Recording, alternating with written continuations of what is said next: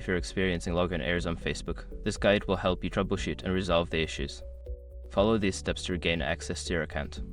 Step 1. Check your internet connection. Ensure that your device is connected to the internet.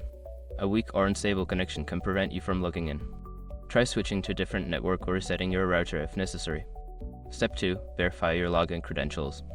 Double check your email address or phone number and password for accuracy. Make sure there are no typos and that your caps lock key is not on. If you've forgotten your password, use the forgot password link to reset it. Step 3. Clear browser cache and cookies.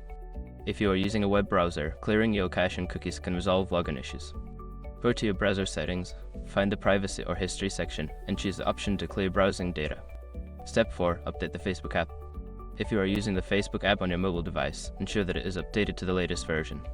Go to your device's app store, check for updates, and install any available updates for the Facebook app. Step 5. Check for account issues. Before starting recovery, use the srock.com link in the description to open the account recovery checklist generator and make sure your verification details are ready. By following these steps, you should be able to resolve most login errors on Facebook. If problems persist, consider reaching out to Facebook support for further assistance.